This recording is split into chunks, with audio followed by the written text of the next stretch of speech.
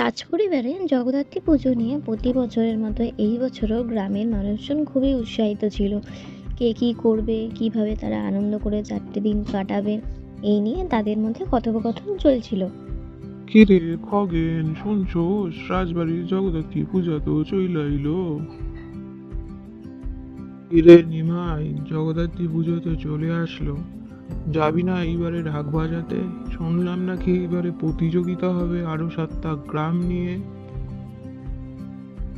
আহা, নিমাই না গেলে রাজবাড়ির পুজো তো অসম্পূর্ণ থাইকা যাবে। নিমাইকে তো যাইতেই হবে। ভাবছি পুজোতে একটা আমি দোকান দেব রাজবাড়ির সামনে। সম্পাদি, আমরা কিন্তু অষ্টমীতে অঞ্জলি দিতে যাবো রাজবাড়িতে। তুমি কিন্তু তৈরি হইয়া থাইকো, আমি তোমারে ডাইকা নিমু। ঠিক আছে শ্যামলিদি, আমি লাল শাড়িটা পইরা তৈরি থাকুম। তুমি কিন্তু আমারে ডাইকা লইও, তারপরে একসাথে গিয়া অঞ্জলিটা দিয়ে আসুম। আর রাজবাড়িতে কিন্তু নাম লেখানো শুরু হয়ে গেছে বস্ত্রদানের জন্য।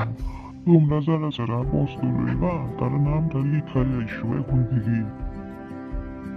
রাজবাড়ির পুজোর আয়োজন কত দূর হলো সবাই মিলে দেখতে গেল। রাজবাড়িতে জগদ্ধাত্রী পুজোয় মেলাও বসে, খুব সুন্দর সুন্দর দোকান দেয়, বাচ্চারা খেলনা কেনে, ঘোরে, খুব মজা করে, নাগরদোলনায় ওঠে। সমস্ত রীতি মেনে রাজবাড়ির পুজো শুরু হয়। চারিদিকে লাইট, রাজকুমার নিজে দায়িত্ব সহকারে সমস্ত দিকে গ্রামের লাইট লাগিয়ে খুব সুন্দর একটা পরিবেশ তৈরি হয়। সব মানুষ আনন্দ করে, রাজবাড়িতে আসে, প্রসাদ খায়, খুব সুন্দরভাবে তাদের দিন কাটে। বন্ধুরা, আমাদের গল্পগুলো যদি আপনাদের ভালো লাগে, একটা লাইক দিয়ে চ্যানেলটা সাবস্ক্রাইব করে পাশে থাকবেন।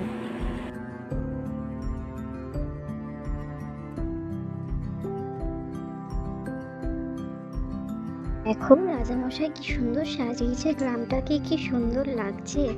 চারিদিকে আলোয় ফুটে উঠেছে, সকলে যেন মায়ের কৃপা লাভ করে। সবাইকে ভালো রেখো মা। জয় মা জগদ্ধাত্রী, জয় মা, জয় মা, জয় মা।